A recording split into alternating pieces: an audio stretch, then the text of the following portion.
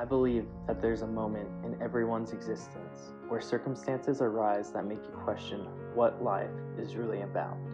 A moment so filled with emotion that there's no place for rational thought.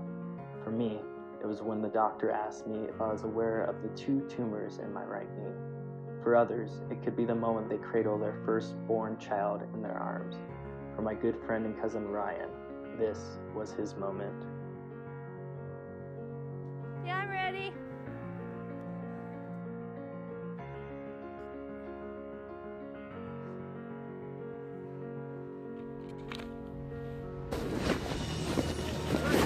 Ryan, are you okay?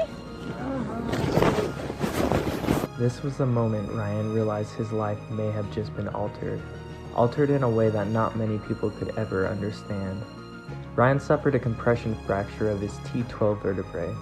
He immediately went through a 7-hour spinal reconstruction surgery to fuse together the damaged vertebrae.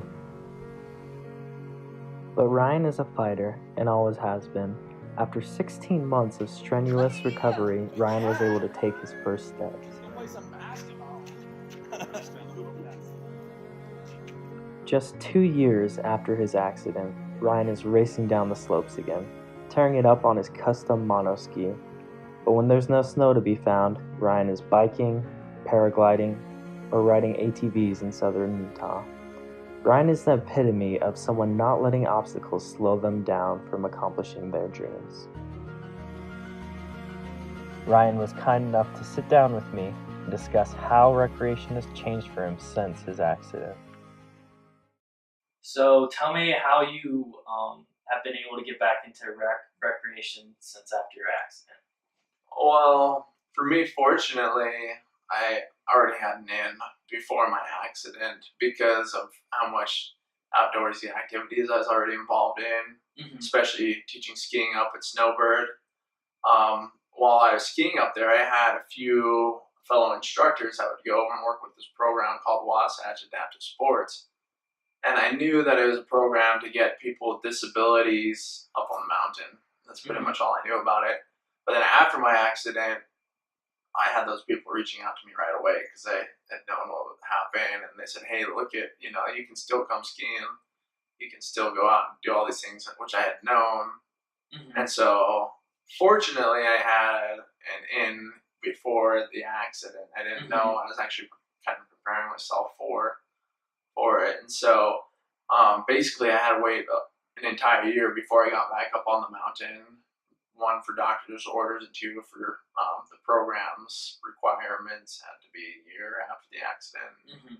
So 1 year and 1 day to the accident, I got back up on the mountain. That was the day that I got up there. So it was a goal, right, when you heard how long it could take for you to get back out there? Yeah. You set it in your mind that you were going to do it? Yeah, for sure. The minimum amount of time, I probably would have gone 1 year to the day, but I had class that day. So, 1 year, 1 day. Yeah. So I remember when we went skiing at Snowbird, you were taking the elevator down in your wheelchair, and the door got stuck because there was too much ice in the way. And so we dug you out, basically. Are there any other situations like that that maybe could have been prevented if maybe Snowbird or any recreational company had people with disabilities in mind a little bit more? Yeah, in a sense. I mean, I guess there are factors that you can prepare for and things that you can prepare yourself for. Some people don't necessarily stay on top of those requirements, for one, but then also they don't stay on top of the little things here and there, like the snow condition. They probably weren't expecting it. Well, they didn't. When it snows all that much, their minds are other places. Their minds are thinking about grooming the hill, getting things, avalanche control, all this.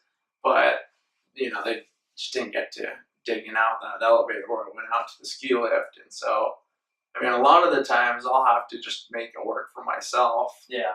Because I can't always rely on somebody else to do it. But fortunately, you were there. Yeah, no. So I did. In that Even sense. if I wasn't, you would have found a way. Yeah. Sure. Yeah. So what kind of recreational activities have you been doing lately? So there's been a lot of things going on. I mean, once I had gotten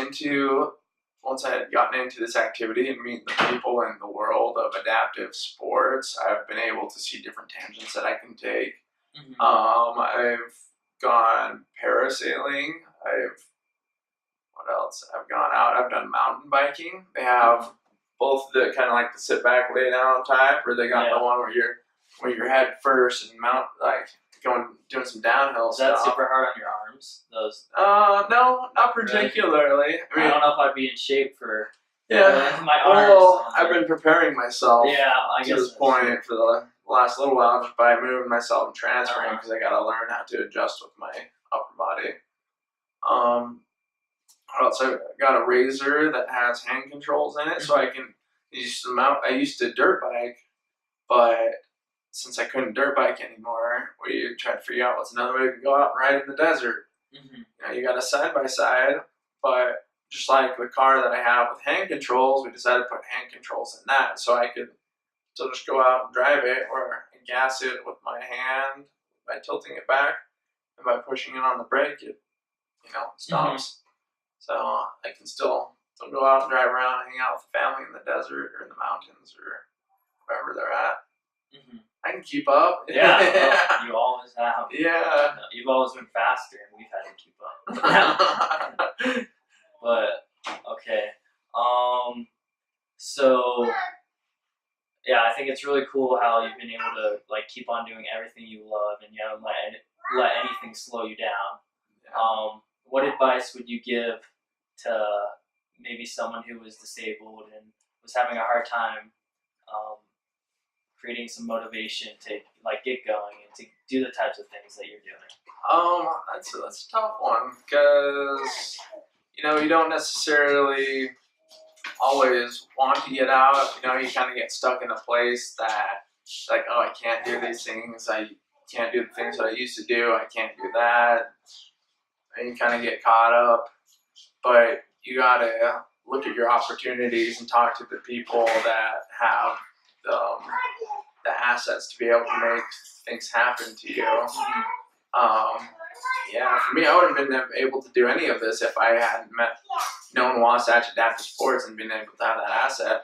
But there's a lot of people who don't know that in the first place. So you just gotta take proverbial step, just like you can't, like you just gotta go for it, just whatever you can, and things just kind of start flowing. And as you take these opportunities, more and more seem to accumulate, and then you can go and decide what you want to do from there. Like I have the friend who's just a paraglider now. That's all he does. He's a quad, so probably about from here down doesn't have much hand control, but he can go out and fly his own paraglider.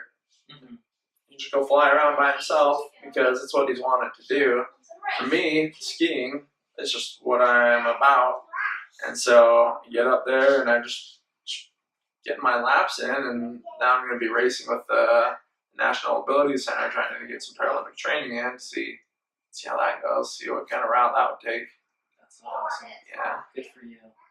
Thanks, man. Last question.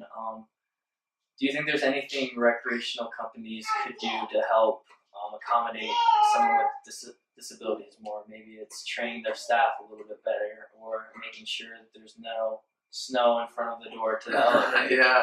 Yeah. I mean, I'd say general accessibility for sure is one that you got to stay up on top of. But the other two, the point is educating the person in different types of disabilities, because spinal cord injury, there's cerebral palsy, there's spina bifida, there's traumatic brain injuries, there's a whole spectrum of things, and with each of those things comes a different niche in what the person's got to deal with. I mean, physically, mentally, and all that sort of sense. And so if let's say if the recreation company or person is a little more educated in what kind of side effects might come from spinal cord injury, what side effects might come from a traumatic brain injury, that sort of thing, it might be able to help them approach the situation a little bit better and kind of create the best experience for the person in this, like, getting into the recreational activity. I realized throughout my interview that I had assumed Ryan would have many complaints about recreational companies and their lack of awareness concerning the obstacles disabled people face.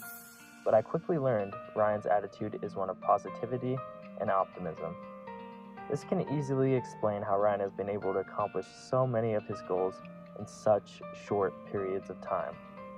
This attitude didn't leave much room for critiquing these companies.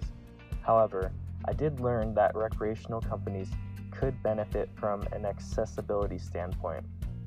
Recreational companies need to be sure all services are accessible to individuals with disabilities at all times. I also learned that it is important to train your staff members who work with disabled individuals. Proper training will ensure staff can cater to specific needs in a more knowledgeable and personable manner.